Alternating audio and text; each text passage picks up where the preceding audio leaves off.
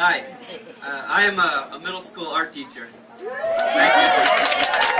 Thanks. And about 7 years ago, an 8th grade student who happened to be a fairly recent immigrant from Italy approached me, and he was a big fan of skateboarding, and he approached me about starting a skateboard company. This is a 13-year-old. And he was very earnest about this and very sincere and really excited, and he wanted me to do the artwork because he didn't feel confident or comfortable in that arena. So I didn't have a lot of optimism about the success of a 13-year-old skateboard company, but certainly being supportive. I said, you know what, as long as you have a skateboard company, I will give you as many designs and as much artwork as you need. His name's Lorenzo. So Lorenzo did start that skateboard company, and that is 12 designs ago, and again 7 years ago, and the company continues to go strong. And I'm very proud of my relationship and my role in that. But about 3 or 4 years ago into that partnership, he, just a teenager at the time, he held a holiday party, a Christmas party, and he invited me. And I was very moved and really excited about going to this Christmas party. That was, of course, populated by a bunch of skateboarding teenagers and their girlfriends and their friends. And he was all decked out and dressed up. And we were all around a big table and kind of filling the house. And he gave a great speech, and he talked about the future of the company and the trajectory of the company and where it was heading, and and I was so humbled, and I just was so impressed how much he had grown up, and still at this very young age, he was so mature, and he kind of led everyone in a toast about the company, and then he talked specifically to me and thanked me for my role in the company, and I was so moved and just really very flattered. And he presented me with a gift bag, and the gift was this T-shirt, which is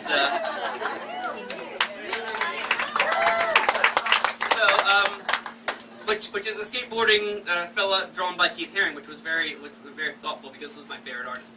So I was very moved and I was very flattered, and then I began to kind of realize and recognize that I was really the sole adult at this very teenage party, and I started to need to go to the bathroom, and I felt like the only thing worse than being like the one creepy old guy at a teenage party is being the creepy old guy who stinks up the bathroom, and so I thought like this is a perfect time to excuse myself, and I did just that, and driving home, the party was probably a mile away from my house, and I live in the western suburbs on the main line, and I made a wrong turn or two, and I wasn't freaking out, but I certainly it had kind of increased to emergency level. It was getting there, and I was doing things, to kind of alleviate pressure and completely irrational things, like roll the window down, the window back up, like straighten myself out, and then like go into a wall and like make noises with my mouth. And it was getting worse and worse and worse. And I always felt like because I was so close to my house, I didn't exactly know where I was. I've been around the western suburbs from the main line. It's very twisty, turny, curvy, like there are just really huge houses back there. And I felt like I kind of knew where I was. I must be like the next intersection I will know, and I'll be home, and it'll be fine. And starting to sweat. But I was optimistic about this. I thought I was going to make it home.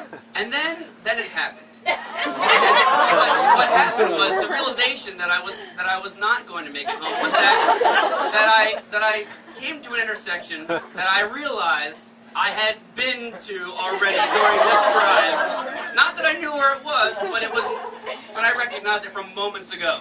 So I was essentially driving around in circles back there, and excuse me for saying, but I had to go. So I had to pull over in my Honda Element, which was very spacious, thankfully.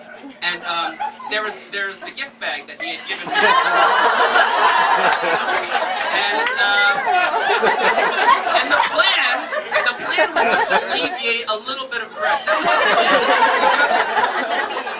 But the same way you can't like crack a floodgate, that plan was immediately scrapped and revised. And my wife likes to save and like reuse gift bags, but I left that one there at the front or on the front lawn of a mansion. I meant no it wasn't going home with me. It wasn't going to be home with me. So, but then on my way home, as I'm driving home, feeling relieved, but also kind of guilty, you know, it dawned on me that on the gift bag it said, "To Mr. Marone." From Lorenzo. And in my mind, someone who knows me or him or both of us, and I'm going to have to explain kind of, whether it be to my school board or to my school or to him, this kind of ultimate insult to the sentiment and gift that he presented me. But I thought, you know, I think 4 or 5 years is probably a statute of limitation for being prosecuted for, you know, kind of a diarrhea-related. So I'm here to come clean, just in case he's ever visited by a ghost that is like, you know, kind of a Dickens-style ghost, which is like, let me show you what life would be like at Christmas time if you weren't, and then it was like, suddenly in my Honda Element, like, oh my god! So anyway, Lorenzo's not here, but I'll certainly share this video with him, and I'm very proud of him. Every time I wear the shirt, I think about that evening, but more importantly, our relationship, and I'm very proud of him. So Merry Christmas.